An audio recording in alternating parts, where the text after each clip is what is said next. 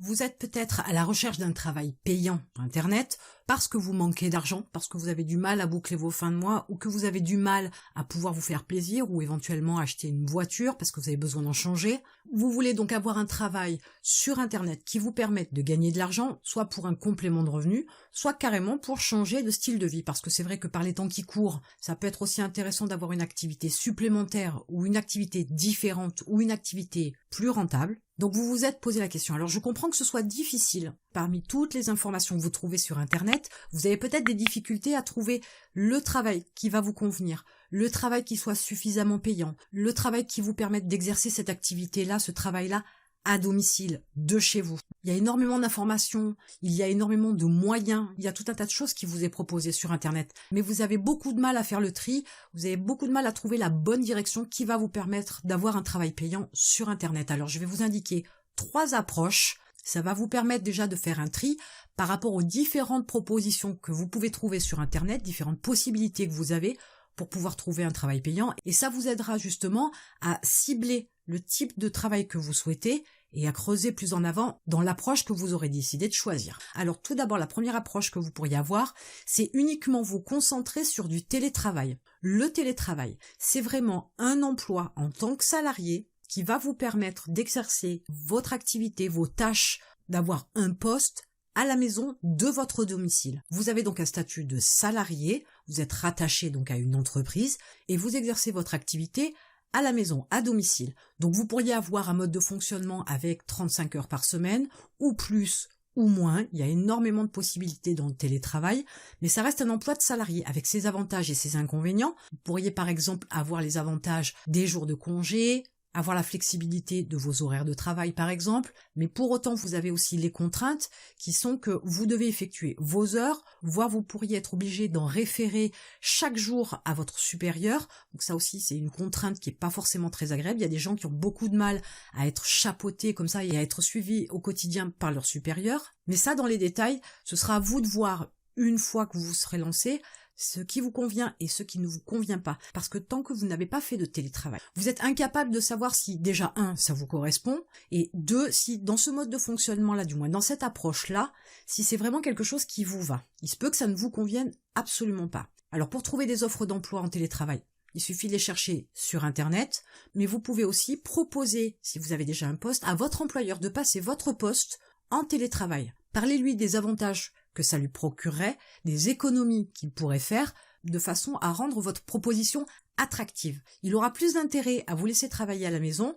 Par contre, il faudra bien évidemment lui fournir le travail en conséquence. Si vous en faites encore moins que ce que vous faites aujourd'hui, il n'y aura aucun intérêt pour votre employeur de transformer votre fonction en poste à domicile, donc en télétravail. Vous avez aussi la possibilité de réfléchir à l'organisation dans votre entreprise et de proposer à votre employeur la création d'un poste en télétravail qui pourrait faire par exemple la jonction entre 2 services, parce qu'aujourd'hui ce n'est peut-être pas en place, parce que ça pourrait apporter un plus en l'entreprise, ça permettrait d'avoir un surcroît de productivité, une plus grande efficacité par exemple dans la liaison entre 2 services, pourquoi pas.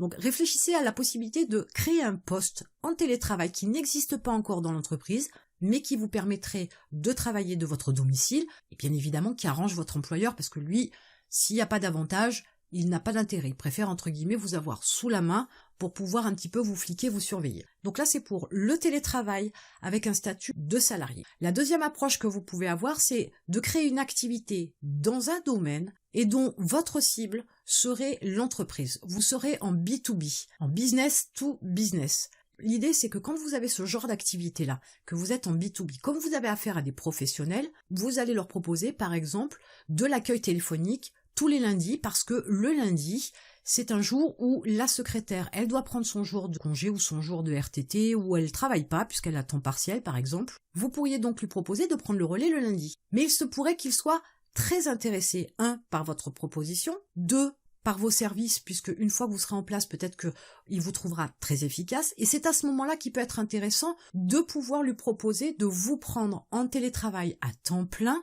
voire même de vous embaucher. Donc ça va créer des opportunités importantes si vous êtes sur la création d'une activité en B2B. C'est un gros avantage d'être toujours en relation avec des professionnels, avec des employeurs et non pas avec des particuliers, parce que ça va vous permettre d'avoir un nombre important d'opportunités qui vont vous permettre de trouver une faille, de trouver une possibilité, de trouver un poste qui peut être comblé en télétravail. Alors envisagez aussi la possibilité que un client qui est content de vos prestations de service sur une activité à distance peut très bien vous proposer d'intégrer l'entreprise dans un autre service, ou vous proposez aussi de prendre en charge, toujours à distance, d'autres tâches dans un service commande par exemple, ou un autre service dans lequel il a besoin que vous preniez en charge certaines tâches. Une fois de plus, vous êtes sur une démarche où vous avez un travail payant sur Internet. Ensuite, la troisième approche, vous pouvez tout simplement créer un business.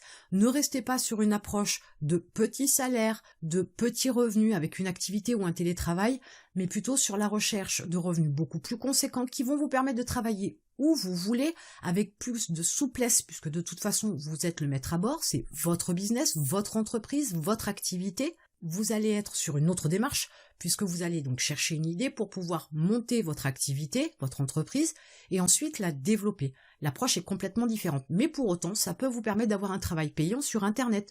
Ça va vous générer des revenus et un peu plus conséquents que si vous étiez en télétravail ou si vous étiez dans une activité en B2B, parce que de toute façon, si vous êtes en B2B, vous allez travailler 35-40 heures par semaine, et au-delà de ce temps-là, vous ne travaillerez pas. Alors qu'avec une activité, vous pourriez avoir un mode de fonctionnement différent, avoir un business beaucoup plus automatisé qui travaillerait 7 sur 7, 24 sur 24, 365 jours par an. Certes, vous n'aurez pas la sécurité du poste de salarié, mais à un moment donné, il faut savoir faire un choix. C'est où vous avez la sécurité du salaire, où vous prenez des risques, vous dirigez vers autre chose et vous générez des revenus davantage conséquents. Avoir un travail sur Internet, c'est une démarche qui, pour beaucoup d'entre vous, peut être effrayante. Pour beaucoup d'entre vous, ça peut être synonyme d'énormément de travail. Sauf qu'une fois de plus, vous passez votre temps aujourd'hui en étant salarié à faire 35 heures ou 40 heures dans votre semaine, à créer quelque chose, à utiliser votre savoir, vos compétences, vos connaissances, mais vous ne créez rien à proprement parler, du moins rien pour vous. Vous créez uniquement pour votre employeur. Vous lui apportez tout un tas de choses qu'il rémunère, lui, à un prix que vous avez accepté, sauf que peut-être vos connaissances et vos compétences valent beaucoup plus que ça. Peut-être que vous pourriez utiliser tout ce que vous savez faire, tout ce que vous savez élaborer, penser, produire, vous pourriez l'impacter différemment pour pouvoir le proposer à des prix beaucoup plus élevés. Dans ce cas-là, vous allez aussi faire grimper votre tarif horaire. En termes de valeur, vous allez démultiplier la valeur pécuniaire, financière que vous avez. Mais vous ne pouvez pas savoir ce que vous valez si vous n'êtes pas sur une démarche de la création d'un business. Si vous restez sur du télétravail ou sur la création d'une activité en B2B, vous allez être forcément limité parce qu'en face de vous, vous avez des gens avec qui vous allez devoir vous mettre en accord sur le montant.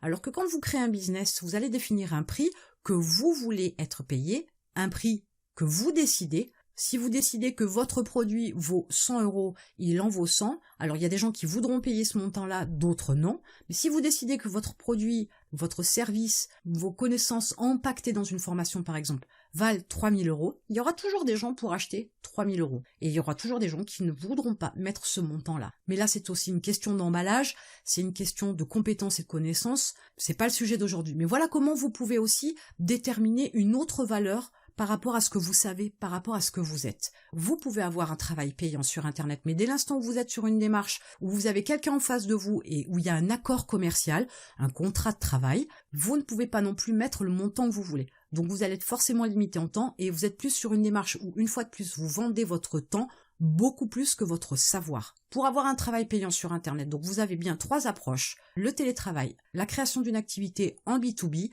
et enfin la création d'un business. À vous de voir quel type d'approche vous voulez avoir, et en attendant, je vous retrouve de l'autre côté.